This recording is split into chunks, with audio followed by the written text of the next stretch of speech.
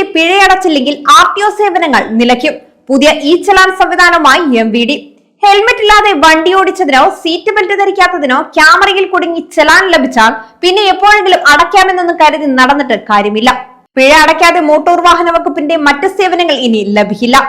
ഹെൽമെറ്റിന്റെ ചെറിയൊരു പിഴയെങ്കിലും ബാക്കിയുണ്ടെങ്കിൽ ലൈസൻസ് പുതുക്കാനോ വണ്ടിയുടെ ഉടമസ്ഥാവകാശം മാറ്റാനോ RTO ഓഫീസിൽ ചെന്നാൽ കമ്പ്യൂട്ടർ സിസ്റ്റം അനുമതി നിഷേധിക്കും.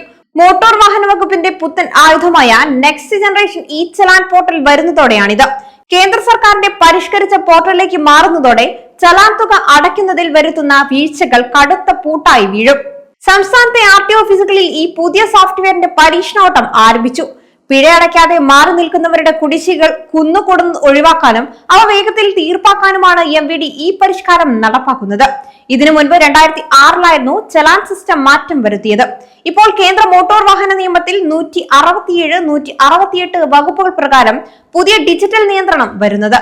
പുതിയ പോർട്ടൽ നിലവിൽ വരുന്നതോടെ നിയമലംഘനത്തിന് ചലാൻ വന്ന് 45 ദിവസത്തിനകം പിഴ അടച്ചില്ലെങ്കിൽ വണ്ടിയുടെ നികുതി അടയ്ക്കൽ ഒഴികെ മറ്റെല്ലാ RTO സേവനങ്ങളും കമ്പ്യൂട്ടർ സിസ്റ്റം ഓട്ടോമാറ്റിക്കായി ബ്ലോക്ക് ചെയ്യും.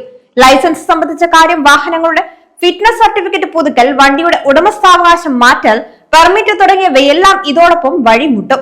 ക്യാമറകളോ ഉദ്യോഗസ്ഥരോ വഴി തെറ്റായ ചലാനാണ് ലഭിച്ചതെങ്കിൽ വാഹന ഉടമയ്ക്ക് തെളിവുകൾ സഹിതം 45 ദിവസത്തിനകം ഈ പോർട്ടൽ വഴി ഓൺലൈനായി പരാതി സമർപ്പിക്കാം. പരാതി ലഭിച്ചാൽ 30 ദിവസത്തിനകം മോട്ടോർ വാഹന വകുപ്പ് അധികൃതർ അതിൽ അന്തിമ തീരുമാനമെടുക്കും.